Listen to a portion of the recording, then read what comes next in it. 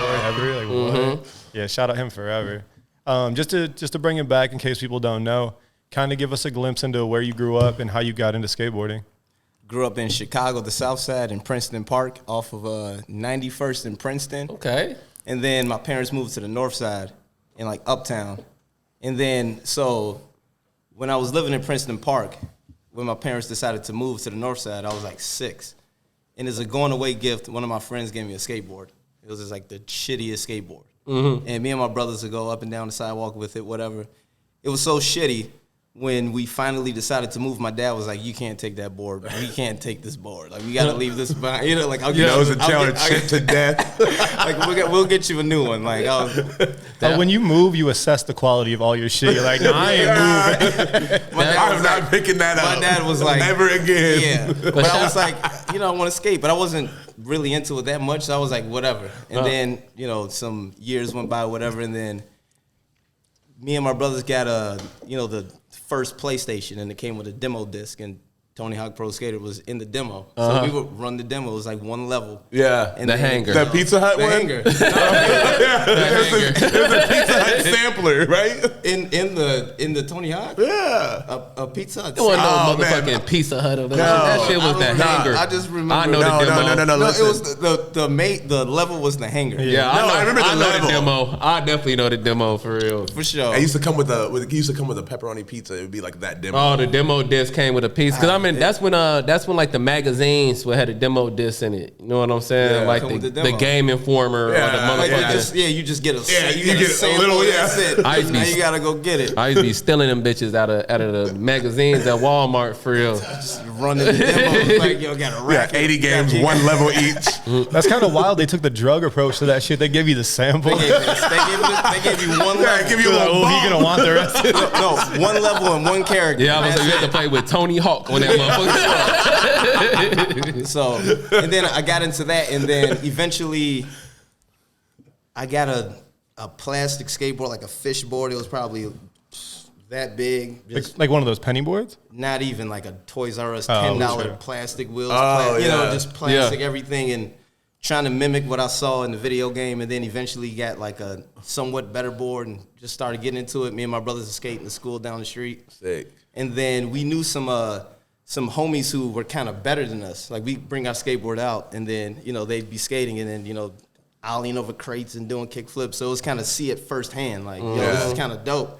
And then just from that point, just continuously getting into it and just, skating. So Yeah. I feel like skating with people that are better than you obviously makes you infinitely better. Yeah. I mean, it's real. Yeah. Like, you can can see be it in done. the video. Yeah, you see it in the video game, but then you see it in person. Yeah. And you're like, damn, that's kind of dope. Yeah. And it makes you want to I got to get that off. Yeah, You know what I sure. mean? So I think that's the same logic behind when we watch skate videos now and we think back to watching even like Sorry or Mouse, and you're like, damn, the shit they were doing back then is nothing compared to now. But every time you see somebody do something, you realize that can be done. Yeah. So then you think, well, if they can do that, you can take it a little bit further. Yeah. And that's the progression of shit. So I don't think it's that crazy, the shit people are doing now, just because there's been such an evolution. Yeah. It's kind of been like baby steps. We're like, okay, Arto backlip this, 18 rail. And someone's like, well, if he can backlip that, I can do backlip to 20. And like, then people it grew and grew and grew. Yeah. And especially on tech shit, then you get people like Shane O'Neill, where he makes you feel like you can do anything. Because he's like, you're like, what the fuck is this dude on? I tell you. Yeah, I mean, watching Shane O'Neill, it doesn't make me feel like I can do anything. I'm like, yo, well, it's possible. Crazy. Well, but I'm like, yo, that's Shane O'Neill doing that. Yeah, for sure. That's the same shit we was talking about the other week when they had the 8-year-old hit the 900. I was like, remember when there was one nigga in the world that could do this? One grown nigga that could do this. And this nigga 8 years old. Yeah.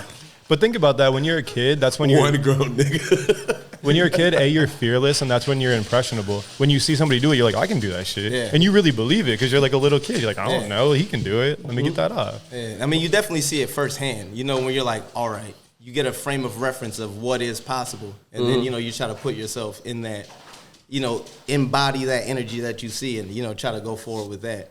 But I mean, even in terms of like skating and the level of skating, even still watching videos like Mouse and Sorry, even though like skateboarding's different now and the level is kind of different, it's even that at its time is still crazy. It's still relevant. At least when I watch it, it still has, even though the tricks might not be as technical, you still have the flavor involved. And that comes down to style, like watching something and being like, all right, that's like jazz music or that's inspirational. Versus somebody doing like a quadruple kickflip and then they land and the arm is all down that way. And it's like, I mean, you did a lot of kickflips in once, man. I don't know if I really want to watch it. You know, like, I don't know if I want to watch that, but it was that was crazy. Yeah. So I know my answer to this. I'd really like to hear yours. Who's the person that made you realize people had style? My homie Eric King. I'll say that. My homie from Michigan. He was one of the first people, like firsthand. Evan's like, hell yeah. Like, yo, like, I mean, in terms of real life, like, of course, like watching videos and you're like, all right, this is dope, this is dope. Cool, you know, you kind of get a reference of what's happening. And then I remember meeting my homie Eric, and I'm like, yo, who is this dude skating? And he has dope style. And this is, you know, now this is my homie. You know, like, this person skating. I'm like, where did you come from? Him and his brother Marquise. I'm like, where did y'all come from? Y'all dope. So I remember watching Mark Johnson skate, and I was always like, there's something different the way I was like, oh, he just has like style about it. Yeah. Like it looks so smooth and shit. Yeah. For me, it was like Mark Johnson and Dill and Polly Costin. Those are probably the top three. Like that, I realized. I mean, Mark Johnson's part in Pretty Sweet. For pretty me, sweet. It's pretty, and then even it was his part in Modus that made me like realize like, oh, this dude does shit different. Dude, he's been different forever. Ever since I started skating, this dude's been different. You know, like in 411 video magazines, or you know, he had a shoe on America. Yeah. He's always just had like Mark Johnson's a skater that just always has had this stature throughout me skating. He's always been at this level. I'm like, yo, this dude's wild. Yeah. For me, like taught me about style that I like thought about it was like niggas aren't new type shit. Like y'all know E Money, y'all know Eric Lundquist. Yeah, my nigga. I went to school with that nigga. That nigga, I remember like I was like, Eric don't really have that many tricks, but like he's swaggy as hell. Flavor. You know what I'm saying? He was one of the first niggas. I was like, he good as hell, but he ain't got that many tricks. He just know how to do them really swaggy. Yeah, no, that's the real. move for real. Yeah, that's real. Oh yeah, if you can do a fucking like good looking frontside flip versus 10 other tricks, you should rather just do the good looking frontside flip. Like I remember frontside flip. I remember when niggas really started doing like wall rads and shit like that. Like I remember playing like Tony Hawk. I never tried to do a wall rad or nothing unless I was trying to get a lettering skate. You know what I'm saying? Then niggas wait, somebody up for a second. Wait, was a wall rad a trick in Tony Hawk? Yeah. Later on. In the first ones. Yeah, you could do it in the first ones for real. Like no one ever did that shit. I was not on that tip when I first started playing those games. I never thought that skateboard was gonna. Oh yeah, like little shit like that, just like radding over shit, swaggy as hell. You know what I'm saying? I didn't grasp that concept until I was older. You know what I'm saying? Hey, pull up YouTube, Tony Hawk Pro Skater 1, wall ride. I don't remember doing wall rides. That'd be kind of wild to see in 1999. 1 million views. Yeah, like wall ride from Tony Hawk's Pro Skater. That'd be kind of wild to see.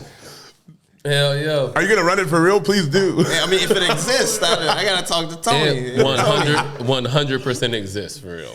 That's funny. Before we get too far, like I started thinking when you was talking about like your first boards and shit. Like that first board, like, I was getting shit off of my first board. You know what I'm saying? I remember I had a Dragon Ball Z skateboard. Motherfucking Sports Mart. Y'all remember Sports Mart? Yeah, I remember Sports. Until I went to that way, so it exists. Hell yeah, it good. I'm telling y'all, I used to be doing it for real. I remember that's my first shit was an X Games brand skateboard. It came as a complete that I got from Kmart. Yeah, my brother had that one. Yeah, and I was cooking that motherfucker. No, I remember I had the first board was a fish plastic board. Like I didn't get off on that because it didn't even go 10 feet. Like it wouldn't 1 foot. It didn't move. Yeah. And then I remember getting a Nash board. And that one barely moved. But then I got on my brother's board, which was the X Games board, and I was like, yo, this shit's moving. I was like, yo, why did they get you this one? I got the one that don't move. You got the one that moves. Yeah. They really need to address that shit though on like the Walmart boards and cheap boards. Just put better bearings in that bitch. Because straight up, so many kids probably like stop skating because like, this is stupid. I can't even move on. They're taking away their profit. Yeah. I mean, but at the same time, I think about, all right, so I work at Uprise, right? So we have so many people coming in. They be like, oh, I'll get this board, this board, this board. I'm like, if they want to skate, they'll skate. It don't even really matter. Mm-hmm. Like if they, my board didn't move. Yeah. We all still here skating. Yeah. Like, I was getting my first kick flips off of that board. But I do understand that could deter someone if they're like, why why aren't I able to skate? Like, is it me? Like, what am I doing? And it's like, it's not you. It's the manufacturer of that board that you got. That motherfucker. You gotta get some bearings in there. That motherfucker flat as hell too, boy.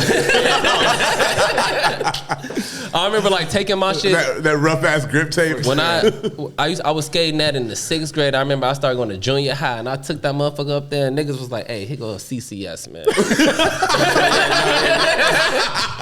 They was like, "Look through this, man. Get you something decent, bro." They just slid it to you. Man. You should take a little peek. And I was like, "Ma, please, I'm begging you. please, Ma." I got that first Black Label everything chain. For sure. Yeah, what was your first like real board? Did you consider? It was a Powell blank. I had a Powell. Yes. It was green. I think it had tinted trucks and just some generic wheels. I don't know the bearings. They're probably reds. I don't even definitely know. reds. But I got it from Windward Sports on Clark. And I remember skating this board down to the nose and the tail was like this big. Like I skated that board to the down bolts. like it was done for. And then I had an element board after that. Nigga, I ain't never heard nobody else say they had a PAL. I had my first shit was a PAL. Powell Blake. Fast forward. It had it was one of them angel baby ones. It was a black baby with a fro with an angel on it. Powell? Hell yeah, yo. I don't remember. I gotta find that shit. Yeah, because they used to do the white baby too, so they must have freaked it. I had black baby. I had to get the black baby for real. The black baby. I was like, I had a CCS. I was like, Ma, please. Like, this is for Christmas. Can you please get me this? They gonna make fun Being of me. extra studious in class to get that shit. Yeah, and since you brought it up, just for anyone that doesn't know, Uprise is an amazing skate shop in Chicago. You've had a long relationship with them. Whoa, sorry. How did you end up connecting with Uprise? I ended up connecting with Uprise, and Uriah talked about this as well. So it was my 12th birthday, and it was the day before. And I was at 31st Skate Park, and I was doing a kickflip over this garbage can, like off the bank, garbage can on the side. So I was just there skating, doing a kickflip over it. My mom brought me there. I was with my brothers. And then Uriah was like, if you land the kickflip, I'll give you a board. So I'm doing it. I land the kickflip. Talk to Uriah. He was like, yeah, come to the store. So then I went to the store the next day, which was my birthday, and he gave me a skateboard deck. So that's how I met Uprise. That was the first time going to Uprise. That was probably the OG location too, huh? That was the OG location. Where was that at again? Like just further Division? down, like Division? Milwaukee. It was just further down, Wasn't right? it close to where that? I mean, it doesn't matter if you're By the if you're not from Emporium, Chicago. yeah. Oh, okay. It was over there. Yeah. So yeah, that was my introduction. And then you just kind of kept hanging around? Or? Yeah, just kept going to Uprise, like skating around, just seeing all the homies and all that. So Sick. yeah. Yeah, that's love to get involved with them so early just because I feel like they've done so much for the skate community of Chicago. Yeah. And they'll really hold you down if you fuck with them, It becomes, it's like a family with many different layers. Yeah. There's like the fucking people that kick it every day. Then there's so many byproducts. Like, oh, you're homies. We see each other every once in a while, but you still link up, skate, da-da-da. Yeah, for sure. Just so many different layers to that shop. And they've just done so much for a lot of people. Yeah, So I mean, that's why- people sometimes ask me, like, how do I get on Uprise? Or, like, how do I get on the team? I'm like, yeah, it really isn't a team. Just go to the store and hang out. There's never really been a team. There's never yeah. been an official, like, oh, you're on the fucking team, Yeah, so you can even not skate and go to Uprise and hang out and get cool, and you're on Uprise. Like, you just go there. I don't know. Yeah, it's just love. Like, just show face. Yeah, this is a funny story. So I moved here from San Diego, like fucking forever ago, it feels like now. But I already kind of knew Uriah and Ken because I worked at a distribution out there. Yeah. So I would sell them like videos and like What distribution? Overboard. We did like videos, like ventured, a bunch of really random shit. So I would talk to them on the phone. So I came and I was like, oh, let me pull up and meet these dudes. And it was the day you won, like, I don't know if it was actually called like Manny Mania downtown. Manny Mania, yeah. And they were like, oh, Timmy's in the contest. And you came in, they're like, how'd you do? And you were like, oh, I like won that shit. And they were like, what? For real? And I clearly had no clue who you were. And like, is that how you ended up getting on Chocolate Flow from that? Nah. No, that wasn't that connection. That was just strictly through connections with Uprise. Really? Just like, them getting boards and all that, and then having, budget to be able to be like, all right, we have boards in the shop, so now we can hook somebody up from the city. Nice. So, that was just a funny first time like ever like meeting you. Like, I just won it. Yeah. They were like, what? For real? I was like, I was like, he's obviously got Manny trees. 2009. Yeah, I remember too. Yeah, so I guess I moved here in 2009. I remember too in one of the interviews for that thing, I was saying I'm from Chicago, Illinois, and everyone was like, Illinois, it's Illinois. I'm like, Illinois, it's Illinois, Illinois, and I was like, there's a lot of noise out over here. It's called Jules. In Illinois. Bars. Illinois. There's a lot. There's a lot of noise. True. Hell yes. Being from Chicago, look, man, we got this long going beef on the podcast, man. You being from Chicago. Oh, don't, you're bringing this up. Yeah, let's go. How do you feel about Lupe Fiasco? I think he's a dope MC. He's an ill MC. I listen to his music and I'm like, yo, that's just dope. That's what I be trying to tell niggas, man. Maybe So the thing isn't about his rapping ability. No, you was coming at his rapping ability. All right, wait. If you would let me finish a thought. I cannot believe we're doing this right now. If you let me finish a thought. Yeah. So, I'm not going to really play his shit, but it's fine. You know, people have their own opinions. Do I think he's a terrible rapper? No. Am I going to play it? No. I think the way he went about, just because of the Kick Push song, trying to like really be so like integrated into skateboarding, I think it was overhyped how involved in skateboarding he was. And that's all my beef was, where I think he really tried to play into that a lot more than it was the truth. Like, I never saw Lupe just out at the spot skating, ever. And that's what my thing is. I really don't care about the albums because I'm not really playing them. You was trying to put that corny word on my man Lupe. I think it's corny to try to be like, oh, I'm on the skate shit when you're really not on the skate shit. Yeah, one song. I'll say this. So let's go. Lupe has Kick Push, right? Mm-hmm. Yeah. My personal perspective, I haven't even really noticed him even really trying to get involved with skating. I just know. Wait. But from the perspective of listening to his music beyond, it's not like he had Kick Push and then you're just like, oh shit, like he ain't got nothing. Like he got songs. Like he makes music that I can listen to. Other than that, I don't really know his involvement with skating. I've met Lupe once. I didn't even meet him. I've seen him in skate documentaries giving his thoughts up. And I'm like, why are you in this documentary? I haven't seen these documentaries. Yeah, all right. I don't really think he played that into his character. I think he had one song for real that was about skateboarding. Now I don't think that's the only time I haven't seen it. He was wearing like shorty shirts and like they sell them on the free market. He bought a shorty shirt out. They gave it to him. They definitely gave it to him. But being black and from Chicago, that when he did drop that song, man, that made me want to skate more for real. I ain't gonna lie. No, but even when that song came out, there'll be a lot of people coming up to me. They'll be like, yeah, you started skating because of Lupe. I was like, nah. It was over. As a black skateboarder, it was over with when that song came out. I kind of been skating a little bit before that. A little bit. Like, oh yeah. I was like, yeah. But I guess like me and Perry's point a long time ago, we're bringing this back, but it was just like, yeah, the song is what it is. And I'm not trying to go too deep into the song, but like, it did put skateboarding in the hood. You know what I mean? Yeah.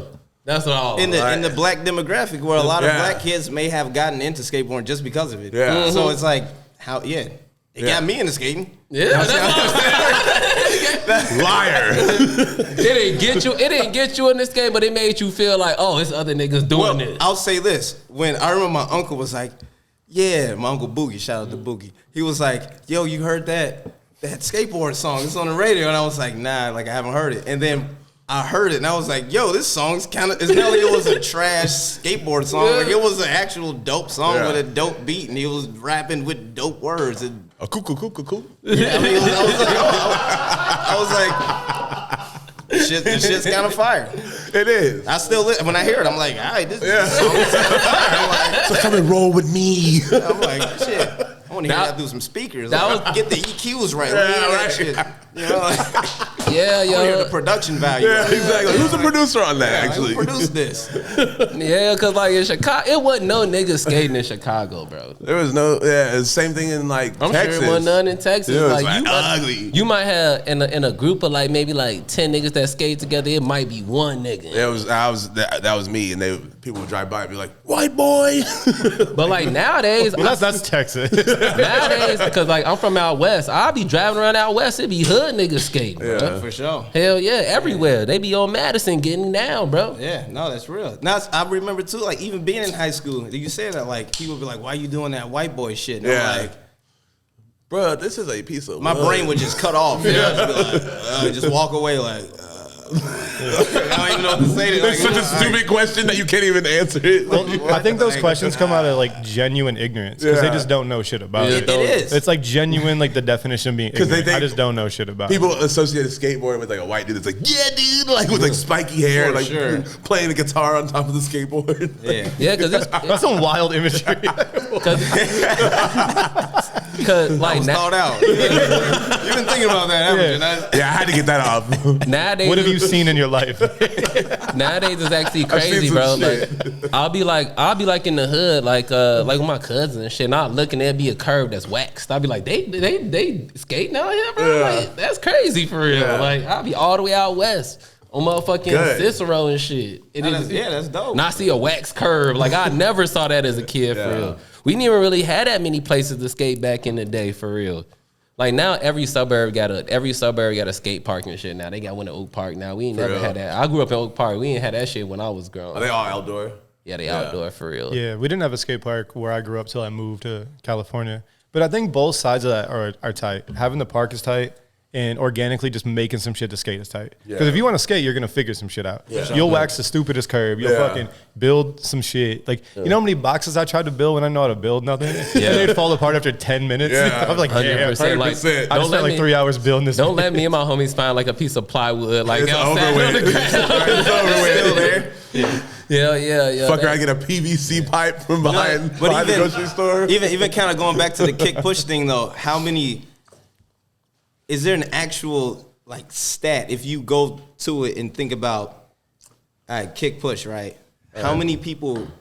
How many black people? How many white people? How many just people in general? That was their first introduction to skateboarding. It was through a song. Who may have liked music, and they got into it, and now they're starting to learn about the culture because of a song. Yeah. So it just kind of shows the importance of putting works of art out there that do influence people in directions. But how many lives may have changed because somebody heard a song or played Tony Hawk's video game? You know, Yeah. like Straight up. Yeah, and yo. then now they're on this path where if Tony Hawk didn't do a 900, if he didn't make a video game, if he didn't pick up a skateboard, if Lupe didn't make that song, if even going to the beginning of the time, if people don't do creative stuff to put it out there for people to know, then where will we all be? I mean, don't know. It's interesting. Everyone's got to start doing something from somewhere. You got to see it, hear it, or whatever. So if you listen to like read or watch skate interviews, majority of people's story is I saw someone skating down the street and they ollied up a curb or they played Tony Hawk. Yeah. That's like two of the largest stories. You know,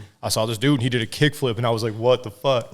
And because really though, if you're chilling and you're slightly interested in alternative shit, and you see someone do a kickflip, you're probably, what the fuck Yeah. was that? It's wild. Like, that looks crazy. You know? And if they did it smooth, too, just cruising down the street, like, Yeah. Sure. and then you try to do it, and you're like, oh, this is hard as Yeah. fuck. No, it takes time. But I'm gonna get that off. You know what I mean? But By even any being means out, necessary. even being out skating, sometimes people are passing by and they're kind of looking, and then for us and our crew, we skate, so it's nothing. It's another day of skating, but then you're jumping off something and you're an alien. Like there might be somebody's first time seeing that. And they're just passing by and they're like, "What the fuck is going on? Yeah. Like, what are they doing?" Oh, if a random person sees someone skating a handrail or jumping down some stairs, they're like, what the fuck? For real. And then if you do it, they're like, You're like, for sure. So because they're like, he's going to die. Yeah. So, yeah. So sometimes if I'm out doing tricks and like people are kind of watching, I want to do it just so they can see it. Or especially if kids are watching, it'd be dope to land this right now, just so they can have that in their head. That kid is just like, They're probably begging their parents to borrow them like skateboards. Like, what? You never told me about this. You've been keeping life from me, And then it's such a thing to deep dive once you get involved. You just archives the shit where you for can go sure. down whatever lane you want to go down and find whatever. Hell yeah. And to speak about that too, I kind of want to get into your journey on it. What would you say was your first kind of inkling into maybe I could take the skateboarding shit somewhere else to really grow with it? Like sponsor wise and stuff. Like this could be a thing for me. I'm thinking back to when I first started, and I don't really know when. I just know I wanted to skateboard. I mean, I did tell myself like I want to be a professional skater at one point, but I don't know when that happened. I just know I wanted to skate, and then watching videos and kind of seeing the level. I've always just wanted to be on that level in terms of an output of videos, you know, in that at that time, what that meant was being a professional skater. You know, so I was like, all right, this is what it takes, or this is the title of what that means to produce on that level. But I don't know when that really happened. I don't know. Yeah, I mean, the first thing I remember hearing is what I brought up earlier. You were just getting like chocolate boards, and I was like, oh, that's dope. Yeah. That's sick. Because I feel like that, especially then, Chocolate and Girl were really like revered as like those companies, you know? Yeah, no, for sure. And the funny thing is, I still ride chocolate boards just because I like flat boards, so they're like perfect for me. Yeah. Because when you don't, so I don't skate a lot anymore, and I feel like maybe I feel like you ride really weird shaped boards and shit sometimes. Yeah. So I'd like to get your outlook on this. If I don't skate for a long time, it's hard for me to skate steep boards because your snap isn't as quick. So like you'll miss pop more because your timing's off. But if you have a flat board, it's really hard. It's kind of harder to miss pop because the tail is like closer to the ground, tail and nose, you know? Me personally, you know, Because you know, you be skating that like all the time. I mean, there are adjustment periods, but in terms of flat boards versus kind of, I mean, I don't really like too much flat boards, but I mean, unless they're completely flat, but if they have some concave. Yeah. I'm like, just like girl toy machine. Like they all have that like little, just like, it's not like a crooked board or something. Where it's super. Or like an FA board now. The FA boards are crazy. Are they really? Yeah. I haven't ridden a chocolate board or any other board than Strangelove, so I don't know. I mean, but I'll go to the shop. I'll stand on them. Like I'll stand on the girl board or like, but they don't really feel too much different. You know, like I never say to myself like, oh, this one is gonna help me perform better than. They all feel kind of. I'm just like, I gotta skate all these boards. They all I gotta skate them all. Let me set them all up right now and just skate them. Yeah, I think it might be a mental thing for me where I'm like, no, this isn't it. You know. I mean, it makes a difference. It does. I mean, I'll set up boards and you know certain things about them. I'm like, okay, but for the most part, it doesn't really. I don't think about it too much in terms of like, you know, like the concave of the board. You know. Yeah, it definitely make a difference for me. I spent the whole summer trying to get used to a board Evan gave me. Evan gave me that big ass skateboard. What size is that you gave me? Motherfucking 8'3". Yeah, 8'3" is that shit big as hell to me, bro. That's small for me. I thought you were gonna say like 9. I used to ride small shit, bro. He said, "Yeah, I got that 7.2. That thing was humongous, man. That big ass shit, bro. Like I was like, I can't flip this motherfucker, bro.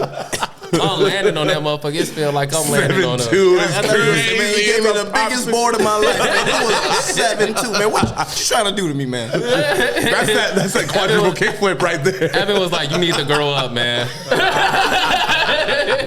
That's the quadruple kickflip for sure on the 7'2". I was like, I cannot spin this shit around, bro. I'm trying to get my kickflip like. So what do you skate?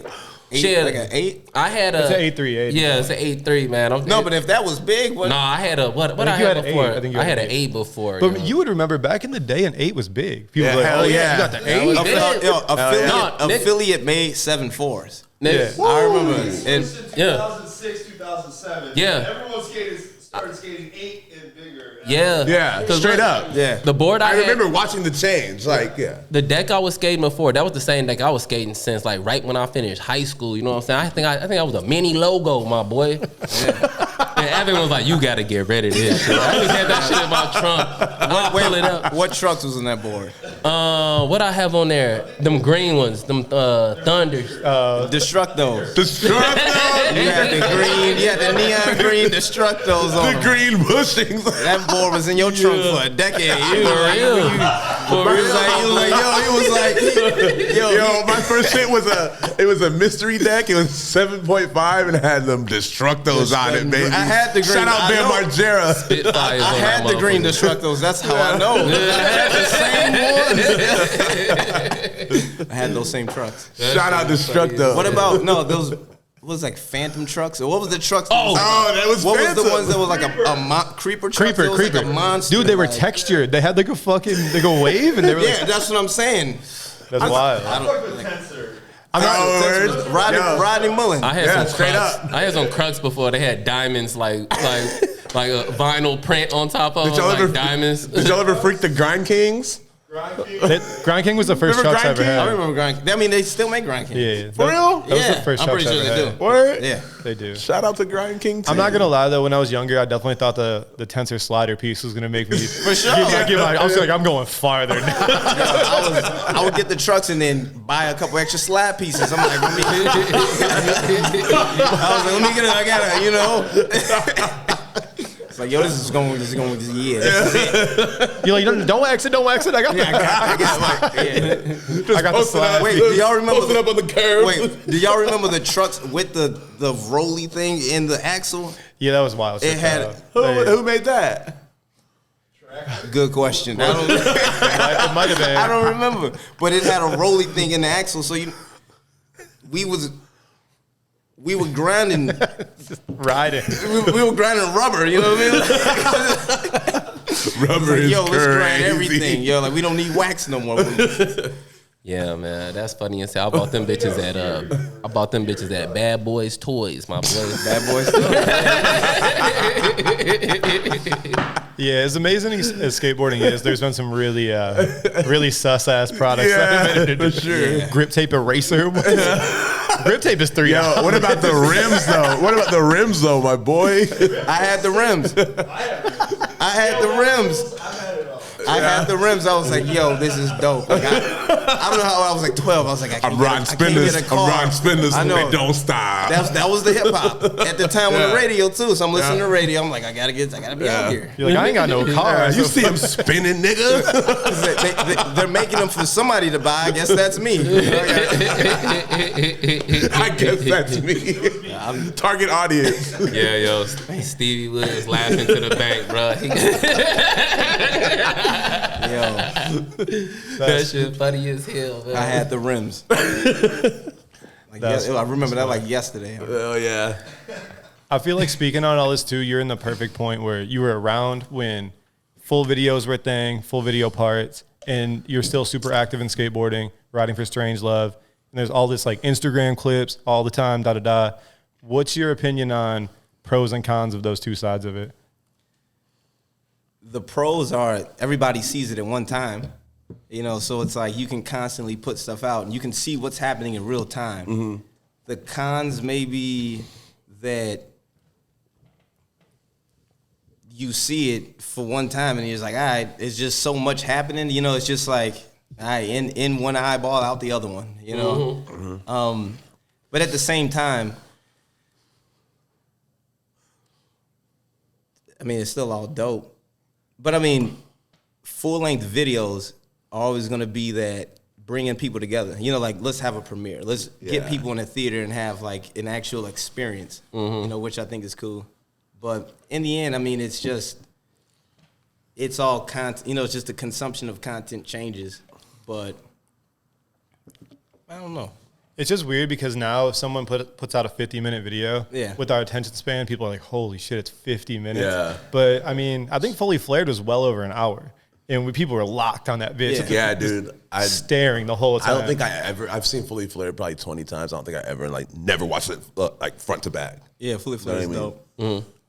Like 99% of the skateboarding content I consume be like on Instagram. For sure. But like I love like linking up with niggas to like watch a full tape when it drops. Yeah. It's dope. Yeah, going to a premiere. It's like, you know, it's cool. It's like the experience. Mm-hmm. Yeah, but just like to kind of like roll back to what you were saying, sometimes somebody will post some really good shit on Instagram and you just think, this is only going to get consumed for like a week. Yeah. And then it's if a week, 3 days, 2 days. That's it. It'll get shared for like a week and then it'll be over. And you're like, this is crazy. You know? And it's like a phone video. That could be an ender. You know what I mean? Like, yeah, there's shit on Instagram right now that would have been an ender 5 years ago, 6 years ago. Yeah. Do you think that drives progression? yes. It definitely drives progression. Yes. Because the thing is, back in the day, you would, like the Alien Workshop videos coming out, you'd see ads for it for a year. And then it would drop and you'd see Dill's part, you'd see Kirchart's part. Then you'd be like, all right, they're doing this. Or not me, but like people be like, all right, they're doing this, I'm going to do this. But you had to wait a year to see that. Now you see it every day and you're like, all right, shit, this is happening. It's the same thing. Once you see it, seeing is realizing it. Oh, like if they can do that, I can do that. And if they can flip out of it, I can frontside flip out of it. For sure. You know, it just puts it all in perspective of I can go do this right now, you know? And that's what drives people, especially younger people. Younger people are easily inspired because when you're young, your mind is so pure. You're not tainted by all this like other shit, like thoughts. So you're like, all right, cool. Yeah, let's go try that. You know what I mean? So yeah, I think it's good and bad.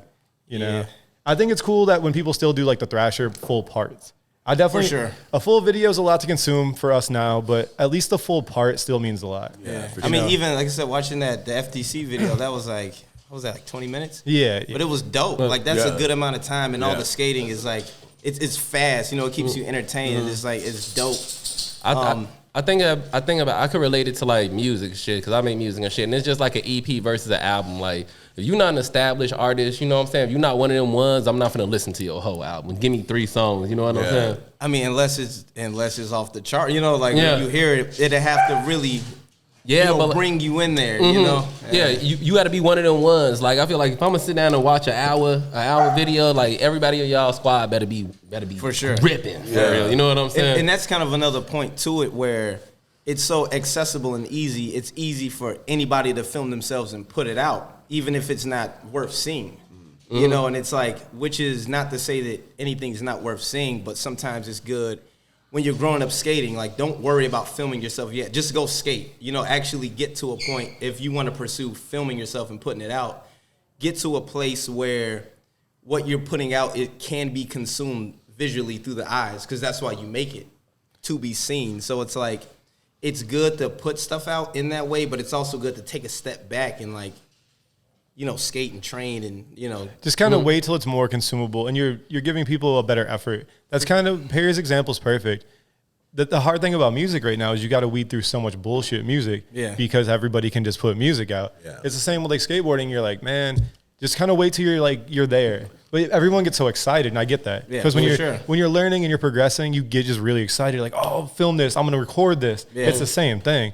When really you should keep that for a little bit and just keep working on your craft. And then, because now with people's attention span, once they see something once they're not feeling, they're probably not fucking with it. Like they're not going to go back and revisit. I wonder if he got better at rapping. They don't, you know. You know what I'm saying? Like, yeah, like if you training, like you trying to get your shit together, post a little clip on IG or whatever. And then when you get to that level that you feel like that you really want to put something out, then you put it, you know what I'm saying? Yeah. Go out and film with your friends. And have fun. That camera, that camcorder that they bought from the thrift store is going to give you so much more confidence. You know, you're going to skate way better because the camera's on you. But hold on to that, you know what I'm saying? And that was different though too, because when you made the homie tapes back in the day on your camcorder, the homies would see it. When you post it on your Instagram, it's up. People see it and they're like, yeah, I don't really know, whatever. And so they're moving on. You know, like it's cool to have like all the OG like tapes when you're little, but that's like for you. Yeah, you know, you and your friends watch that shit. You weren't showing the world, and they're like, yeah, this dude's like not it. They move on, you know. Yeah. But yeah, I don't know. It's crazy now because people are kind of getting it real early. You be seeing 7-8-year-olds just bodying. Oh my god! I'm like, how are you skate a handrail when you're that short? Like, doesn't it seem really tall to you? Yeah, my mama wouldn't even let me do that. Yeah, mine barely like me even skateboarding in general. Get down, get down from there. Right, stop now. To kind of play off that too, do you think? So I guess to preface it. Do you think back in the day when you were trying to get shit poppin', being in Chicago was a hindrance versus being in California? Nah, I mean, looking back on it, not really. I mean, when I was in high school, I remember being like, I got to go to California. Like, this is what I got to do. And, you know, that's the dream, right? You know, California is where it's happening. That's where, you know, people are drawn to make it in so many different ways. And then even beyond that, just the weather. You know, it's like right now it's very cold in Chicago. Yeah, yo. Just today. Today it got cold. But I mean, looking back on my experience skateboarding in Chicago, I mean, I lived in LA for a little bit, and I mean, it just all makes sense the way it did. I'm happy that I grew up in Chicago and was able to skateboard in Chicago and kind of do it how I did it, you know, because it's always wanted to paint a different picture, you know, versus like going to LA and doing that, which LA's dope. I'm gonna go back there, and as long as I make airplanes and it doesn't break off from the continent, then, you know. God damn. But it also even zeros. It also like speak to the style, bro. It speak to the style. Like I could look at a nigga and tell how he's skating. You know what I'm saying? Yeah. Well, I'll say this. So when it's cold like this, I'm not really going to spots I'm trying to film and staying still or go to a skate park. I'm just skating 20 miles at a time to stay warm. So that was my way of dealing with being in Chicago, dealing with the weather. I'm like, I'm putting my thermals on, and I'm going long distance. Yeah. And I'm doing kick flips and tray flips along the way. Yeah. And I'm just hauling ass and pushing as fast as I can. So that for me is the spirit kind of my skating, you know? I mean, of course, you know, going out filming and, you know, doing tricks and all that, but yeah. What was it like when you got to LA for the first time going out and filming and shit? How did it feel being on those sessions? When I was in LA, it's usually just me and my homies. Oh, really? So it's almost like Chicago and LA. Like every time I'd go there, it'd be like just with the homies who are from the city. So it's, you know, that's sick. Yeah, it was wild because like I said, we moved there right after high school. We moved to San Diego, and we would go to LA and skate. And I remember the first time going to that, it was like a 3 up and then the 9 stair down, like Belmont or whatever. Spot. Like it's like every video back in the day. Yeah, for sure. We went there and there was a line of like 60 people waiting to hit the rail. I was like, this is weird, dude. That's like, crazy. It was like single file line. Like this is weird. And it was like literally 30 people waiting. And I was like, this is fucking crazy. Then we went to LA High, same shit. Like I was like, whoa, this is like a different thing. You know what I mean? That's nuts. But and I think because we initially drove there to live in LA, and then we were like, man, we should just go to San Diego and like kick it, you know. So I ended up being there for like 5 years, and it was dope. Oh, you did 5 years? I didn't know all that. Yeah. I was there from 18 to 23 or 4 or something. Nice. So and it was amazing because it was a little more mellow. But if you go to a famous spot in LA, there'll be like people there for sure. Trying to get their shit off. Yeah. It's a different thing than it like, is different. Oh, the locals are up here chilling. It's people like trying to get it, you know what I mean? Like we'd go to a spot and like Adrian Lopez would be skating the handrail and shit. For sure. And you're like, oh, whoa. Let's say in real time, like this is happening right now. And then you see weird shit too where like at that same rail, he had a cover backside 5-0ing it. And he did not land that shit. And I was like, damn, we were there for sure. Snaps. But that's when you see that shit and you're like, oh, yeah, like he didn't do that, you know? Then you never saw the footage. So you're like... You be at that spot like, Kurt, go. No, it's crazy. It's crazy because it was like a 15-stair rail. And my friend Shane, he was trying to backside 5-0 it. And we got there. And we were kind of like standing around. And Shane was like, he went up and like back 50'd at first try. And then Shane's like, is it cool if I skate the rail? And he's like, I'd actually prefer if you didn't. He's like, can you just wait till I'm done? And he was like, sure. Like, I mean, he asked. Yeah. No, I think he was expecting to be like, no, it's cool. I actually do mind. He's probably like, damn, you just back 50'd at first try. You might fuck around and backside 5-0 this shit first. Damn. So you just see different shit when you're out there because you're seeing it like in real life. Like pros trying to film and do these things. And sometimes it's like different where the school by my crib in San Diego, I would skate it every day. One day, Kenny Hoyle showed up. That's sick. And I realized how good that dude really is. Because he was just warming up doing the craziest shit, like kickflip, backside nose grind. I'm like, you just got here, bro. You know, like, what kind of warm up is that? Yeah, you want to do just like a kickflip or something on flag? You know what I mean? It was what was that video? He was in the expedition video. Yeah, that was. Oh, shout out. He was KO Court. Yeah. Oh, the whole KO video was fire too. It was called like, what was it called? Yeah, but that was when all the KO teams were on that shit.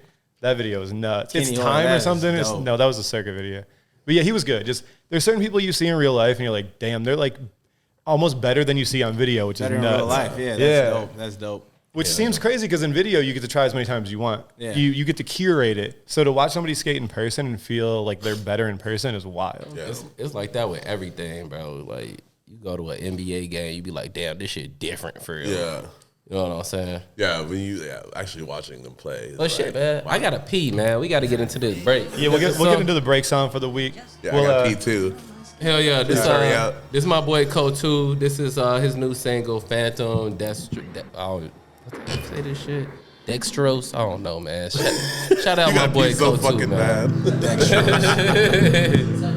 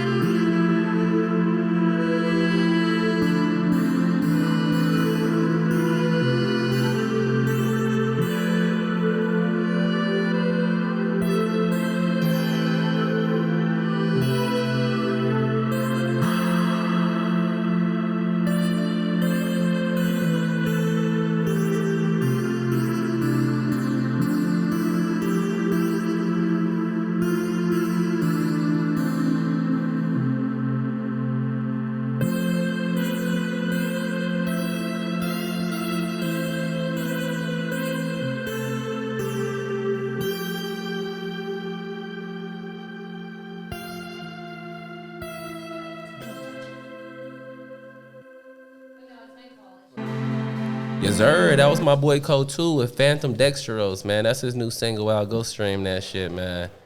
And yeah, man. I think it's time for some serious questions. Well, hold on, I got one. Let me get my. Bro, like, I just want to tell you that you have one of the prettiest kickflips I ever seen. Thank you. In my entire life, bro. Thank you. Like, It is a good one, yeah. Yeah, yo. Like, is that your like go-to trick, bro? Like, how did it get so pretty? Like, what's your go-to trick that you go to? Kickflip. I feel like I can answer. I'm not even. You've probably done over 10,000 kickflips. Yeah, like straight up.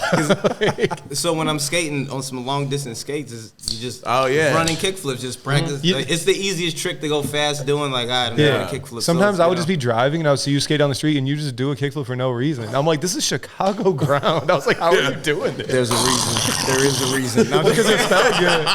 I was like, man, Timmy's no, they on a feel so different good. level. It's just the feeling when you know the feeling of landing a trick and doing it right. Yeah. It just feels good. You know, it's like. Yeah, yo, I could tell you love that motherfucker, bro. Like maybe like a year and a half ago, one of my homies, he's an artist. Shout out my boy Louis the Gooseman. Yeah, he was big doing a Bape collab, and he hit me up. He was like, Perry, man, can you roll through and hit a kickflip for the camera? Can like Kurt roll through and hit a kickflip for the camera? And Kurt was like, nah, man, we gotta hit Timmy, man. Does anybody got Timmy number, bro? I was like, you don't want a Kurt kickflip for the I was like, yeah, Timmy up, man. Stop it. And we couldn't get to you. I could have went and got the bait money, but Stop hitting my line. We needed you that day, and we was hitting everybody, and we couldn't get to you. I think I texted you. You hit me back. I was like, you want to do this bait? No, match? actually, I think I remember seeing that. Yeah. I thought I didn't respond. I was like, you don't want my kickflip in this bait. I was like, I'll give you one. I'll definitely give you a kickflip, but like it's not gonna be what y'all want it to be, man. It's gonna take me 5 times. Yeah, this is gonna be like a Target kickflip. Like I can just, this is a good lead into one of the questions I wanted to ask you. Can you take us behind the scenes on your Jewel Osco commercial? So Behind the scenes. I'm trying to. All right. Jewel Osco commercial. 7 years ago, I think, about 7 piece. I remember that. You went to Wilson. You took him to Wilson. Yeah, so I went to Wilson. I was like, yeah, I want to get the healthy snacks. I want to get water. I want to get fruits and vegetables. I'm like, hey, I go to Jewel. It's just I go to Jewel all the time. It's right by my crib. So. Oh, was that the Uptown Jewel? The one right off Broadway? No, or that whatever? one was on Howard. Oh, okay. Yeah. How did you even wind up doing that? They hit you up? They hit me up. They're like, you want to do something? They hit me up. So I was like, hey, let's go. That's funny. Yeah, Evan revisited that. So he's Sorry like, about Jumanji in He's the like, crib check this right out. That's funny. On some more serious stuff, when you spent your time in LA, I feel like you spent a decent amount of time with the barracks. How was that in real time being there? It was cool. I mean, it's very normal. You know, it's you would think like it's the barracks. You know, it's like this faraway land. You know, but then when you go there, I felt like a local. You know, and it's still no matter what. When you're skating, it's just another destination to skate. Mm-hmm. You know, it just felt like they're like I'm at another place where I have to flip my board and land my tricks. Sick. You know, so it was cool to kind of go there. But then it's like it's also very surreal at the same time. You know, but in real life, it's just another day on the skateboard. You know, I feel like that's a thing with like skateboarders that people have a misconception about. Is like a lot of people get intimidated when they're around good skateboarders and shit. And like in my experience, for the most part, like them motherfuckers be making me feel like that, like I'm just a regular nigga. You know what I'm saying? I'm just a regular dude. Even like when I first met you, bro. Like yeah, I knew who your motherfucking ass was. And you're the first time you made me like, hi, I'm Timothy. You know what I'm saying? Hey, I'm Timothy Johnson. You know Put what it there, saying? goddammit. I mean, but then that's the thing too, because it's still just about human interaction. Yeah, straight you up. know, like looking the person in their face and saying what's up. Like, you know, I mean, of course, there does come into play like, you know, skill level and like the competitiveness of skating. But I want to hang around cool people who, you know, yes, like cool people who can skate good, but just cool people in general. Yeah. You know, somebody who you can actually talk to and like vibe with and laugh with. Yeah. You know? So it's like Because I feel like that's like 80% of being a skateboarder is just like the interaction between the people and shit. You know what I'm saying? Like motherfuckers relate to each other and like talking shit.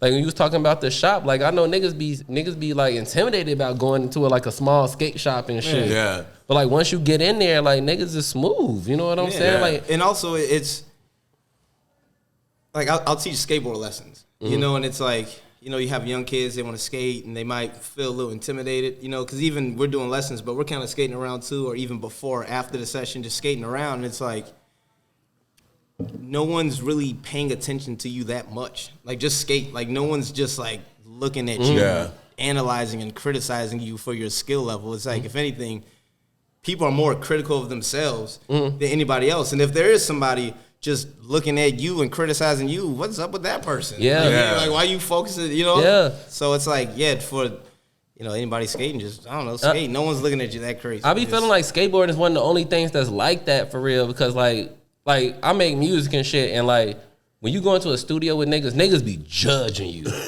You know what I'm saying? Like rappers is not like that. For I think, real. not to interject, I think that's because that art is a lot more money driven. Yeah. Like if you're making music, you're trying to look for a bag. Or, you know what I mean? Or like where even, skateboarding, some people are just skating. Or They're even like fuck it, I've been hitting the basketball court recently. Basketball is not like that. You know what I'm saying? If you trash and you come on the court, niggas gonna be get off the court, nigga. I mean, but I think that does go into, that still falls into play of like, if there's an actual game going down, the game could be less fun if there's people on there who don't know how to play. It's more fun, so it can be that competitives of like, yo, we're getting in the rhythm and the flow, like, yo, go to the side and get your hands together, come back tomorrow. Yeah, because actually, like skateboarding wasn't really, it just got competitive. There was always a skate. I feel like it's always been competitive. But you don't really need to feed off someone else for you to skate well. Versus like a team sport. Exactly. You know, basketball, you know, like, yo, like I'm passing you the ball, but you ain't dunking it. When I lob it to you, you know, the ball was good. But messing up my vibe. With skating, it's like, it's individual. What I say about competitive is like, if you playing a game of basketball, there's a score. You know what I'm saying? There's a score you trying to run up. Skateboard ain't no score you trying to run up. You know what I'm saying? So like, I mean, I will say though to that, if you're like, let's say you're out filming or you're in a mode where you want to land something dope, like super dope, and let's just say you're skating with someone and they're not on that level for that spot. Sometimes it can be a little frustrating where it's just like, just take a step aside for this out. Like you're trying to get a clip, like you're trying to film this versus like sessioning on a slappy curb, but like, you know, or just like at the skate park kind of kicking it. So there can be that competitive level of like, but I mean, I can say the same thing about basketball. If y'all just, you know, shooting around, whatever, it's a game of 21. But yeah, if it's like an actual game, a 5-on-5 full court, and they hitting the third court too, you know, they doing everything, you know, it's like I can see the frustration of like the skill level coming into play. So you're saying like if it's like if you're somewhere and someone's like not quite on that same level and it's like they're like throwing it away every single time they run up to it, and then you're like actually trying it and like there's like taking up space. Is that what you mean? I would say taking up space. Yeah, but not because they're not landing the trick. It's kind of hard to explain. Just taking turns away from you. It's like I ain't never seen. I think it's just because street spots, like that's what skateboarding is a thing. When you're going to film clips, you're filming on like property you might not need to be on. There's all these other variables. Limited time. So it's like, dog, I'm really trying to do this real quick. For sure. And like you ain't gonna land this shit, so you just slide for 1 second. Yeah, if you go somewhere and it's like, you have a mindset and someone's kind of figuring it out, which is cool, like figure it out and do all those things. But there is like, there are time frames in that moment of like, I gotta land this before you get kicked out, or it's like, and that same energy should never be communicated. It's like a skate park setting because you're just chilling. You know? But if you're at like if you're somewhere downtown, you're like, I got 5 tries. I'm just really trying to fucking figure this out. I mean, that's real. You're just trying to land and get out of there. But go to the skate park and chill. But that's what I'm saying. Like in a casual setting, like you could be in a casual game of basketball, and niggas gonna be like, you trash, bro. For sure. He trash. You know what I'm saying? Like niggas ain't gonna be like. I've never heard nobody say that in like in a casual skating environment. I feel what you're saying. You know what I'm saying? You know what would be funny back in the day, and I don't even know if you remember this, but I used to live right by Wilson. So sometimes you and PY would pull up and have like unsolicited like Manny battles on the thing. And I was like, these dudes are going crazy. I love PY. When I first went to LA. I lived with PY for a little bit in Long Beach. This was like 2011. I literally just drove out to LA. I had like no plan, like probably $300 in my pocket. And I was just like, I'm gone. It's cold. I got to go. But yeah, I loved it. I remember one time we did like 200 360 flips back to, like, we were just in some random parking lot. We just did like 200 and like he did. Why so many? Yo, it was wild. God damn. Long, literally, we were just doing we probably did 200 in a row. Yeah, I mean, shout out to PY. The thing about you guys skating together is you're both very consistent. So that's why watching you guys skate the mani pad was just funny. I'd be like, what the fuck, dude? Like, yeah, PY took it to a whole nother level though. Yeah, the shit he's been doing lately is crazy, man. Like, dope. Yeah, shout out him for real. Like, remember the video back in the day that would have went like viral now of him skating in Tim's and body and shit? I remember that. Yeah, Cream City. Yeah, if that came out now, it'd be like viral for real. Like, I mean, shit, they could still pull it up. I think it's still on YouTube. Man. Yeah, he was like flipping in and out of shit in Tim's. For sure, like, yeah. What are you doing, man? You know, that was wild. Who is one dude that you watch skate that really amazes you at this point? Nick Matthews. Timmy, maybe I skate with Nick. I'm like, yo, maybe you can shed some light on wild. this because me and Evan have spent too much time talking about it. Yeah. How does he backsmith shit that's taller than him? How does he do it? Like, it doesn't make any sense. Like, do you know his secret? There's gotta. Yo, so this is how it goes down. All right. Takes his board, left hand, he runs, throws down, puts his foot in the right position, and just blam. And then So if I threw him a perfect oop, he can dunk it, right? Because he better have hops to be able to backsmith some shit that's this high. give it a go. Hit him up. I'll put it right by the rim. He to the court. I think he might be able to. He don't even know he can do it. He'll be like, I just did that. I'm like, just jump it. Yeah, he would like. You'd be like, yo. I'll be like, remember that the flat bar you backsmith? Just jump that high and you'll jump that high. Nah, that's somebody who, when I skate with, I'm like, yo, this is wild. This is how I'm watching this right now. Yeah. Nah, he's very good, man. Yeah. Yeah. Shout out Nick. He's like OG for sure. I used to see him at Wilson all the time too, just killing shit. For sure, yeah. I was like, who is this dude? Just doing everything so easy, like first try. And also, Cody Cepeda too. Yeah, that's Michigan, right? Yeah. Like, I'm watching this dude skate, and I'm like, yo, this is crazy. Yeah, he ended up, he was like super doing a lot with the barracks too. Yeah. I feel like that was the same time you were kind of up there a lot. Is that how you guys got cool? That's from that? Nah, through Eric King. Oh, okay. Because he moved to Chicago with his brother, and this is when I was in 8th grade, and it was the summer of 8th grade going into high school. So that's when I met Eric. It was like 2004. I believe it was 2004. So I just met him because him and his brother moved to Chicago. So he was here for about 2 years. We went to the same high school together. We skated. I'm okay. Yeah. And then he was moving back to Michigan, and he was like, yo, there's this place. It's called Pine Grove Park. Like, you got to come and skate. You got to come out here and skate. And so then I eventually went, and then that's when I met Cody.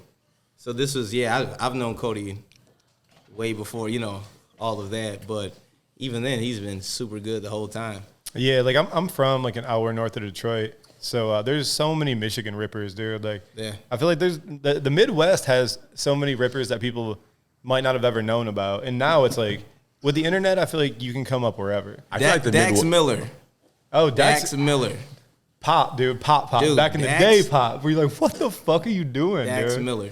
Yeah, he would jump on some shit you'd be amazed by. He was on Affiliate, wasn't he? Yeah. Yeah. I was just gonna ask you something else too about. Damn, I got shit. I got one thing.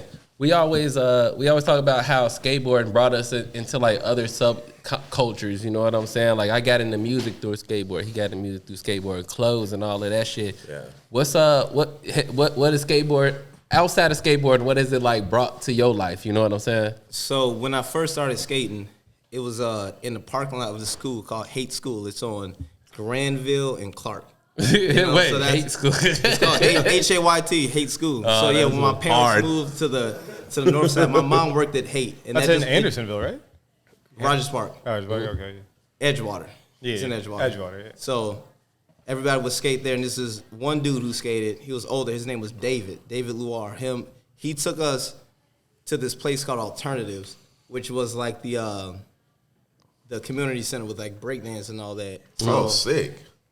Through skateboarding, you know, I kind of got into like hip hop culture and like, but at the same time, when I think about it, before it even took me there, me and my brother for no reason just got into breakdancing and just started learning windmills. I think his friend gave him like Beat Street or like breaking or something like that. Mm-hmm. And then after that, my homie took us to that place, which I kind of got introduced in more of like the hip hop culture. So, you know, skateboarding kind of got me into the, you know, the elements of hip hop. Hell yeah, the no full elements.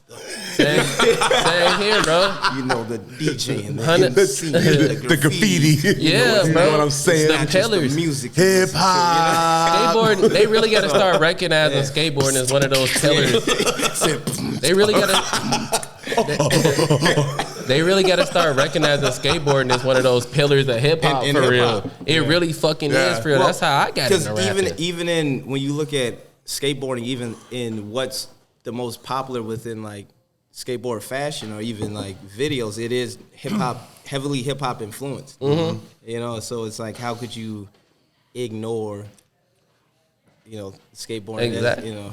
Bro, like, cause like when I first started skating, when I was in junior high, 7th, 8th grade, that's when they first came out with the backpacks with the speakers in them. Remember? Shout out to Osiris, baby. Sure. Osiris. Wait, wasn't that the Muska backpack? Yeah. Wait, what? But Osiris had the bag. No, it wasn't Muska. It wasn't Muska. Muska was Circa.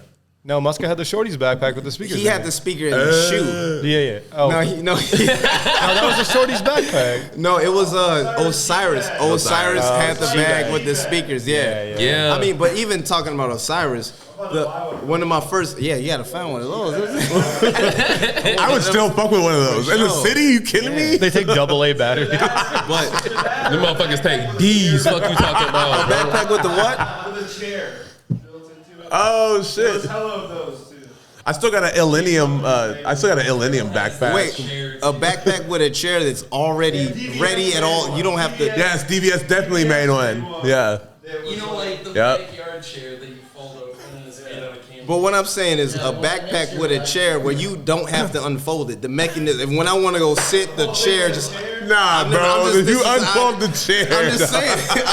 I'm Yeah, it's not Bluetooth. But how wild would that be? That's what I want. I want a backpack with a chair. When I go to sit, it automatically knows where I'm This going. is 2001, my boy. Osiris hit him up. You hear him talking? No, but Osiris though, the storm, that video, the storm, was one of the first videos I watched every day. Me and my brothers would wake up and watch the storm. Hell yeah.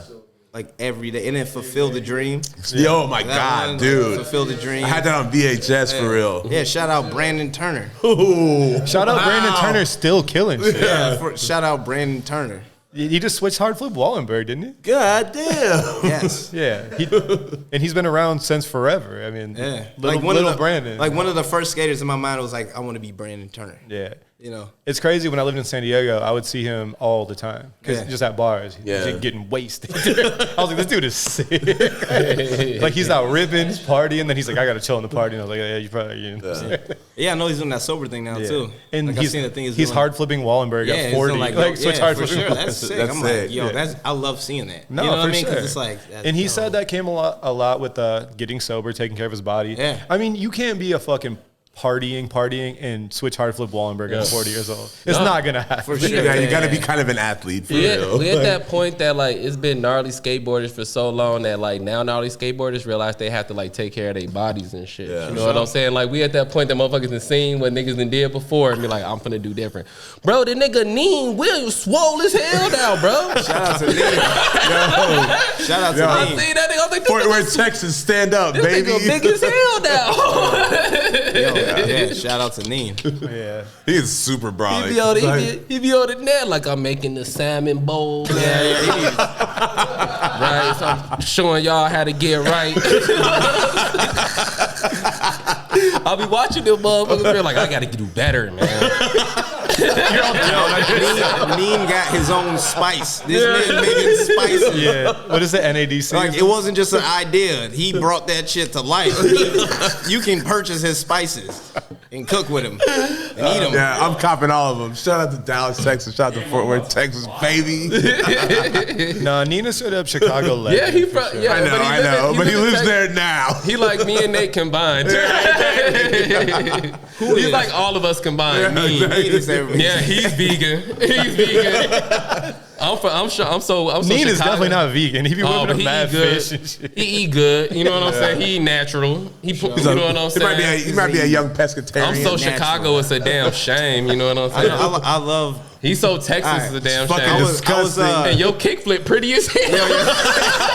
No, I was on the west side. I was with Corey Henderson and Matt Perez. We were out skating. Shout out Matt Perez. What up, baby? We were on the west side, and even on the south side, there's a different barbecue smell you get a whiff of every now and then. Yeah. You know, it's like that's like that. You're like, damn, them ribs going That's, crazy. I want to be there. Vulcan, boy. Like, that's the real stuff. Like, it's someone's backyard right now. Like, it's my uncle cooking it up. Like, Come get some of these ribs now, boy. Hell yeah, man. Shout out to my uncle. Yes. Shout out to all my uncles. I feel like since we're definitely super on Chicago topics right now, was it just really, really dope to ride for Blue Town when Jesse was doing that shit? For sure. Yeah, it made sense because it's Jesse Newhouse and it's Chicago. So I was like, let's go. It was dope. Yeah, and Nate Brandon was raw as hell, too. Yeah, no, it was dope. Like I said, Jesse Newhouse. I was like, and he's still dope. No, dude, like right before, like midsummer, we were skating that ledge at Augusta and Ashland, and he was up there still just killing it. I'm like, Jesse's the truth, Wait, man. which ledge? Augusta, the man? white one at the school by the soccer field. What's the school called? Wells. Ashland and Augusta. Yeah, Ashland and Augusta. Behind the school You next definitely to know that the ledge. soccer field. Wells High School. I don't remember this ledge. You would body that ledge. It's still there right now? Yeah. Augusta and it's super National. waxed up. Behind the school? We'll put you on. We'll drop you a pin. No, I was thinking of Showing you spots. Armitage. No.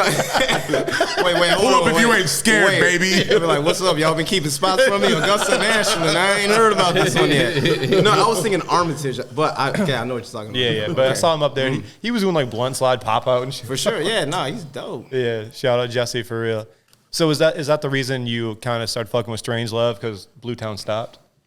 Yeah, it all happened around the same time because, I mean, Blue Town being the only Chicago brand at that point, you know, at least a brand that was like curating something to be on that level. Mm-hmm. You know, like I said, it's Jesse Newhouse. Like, he was pro for Alva.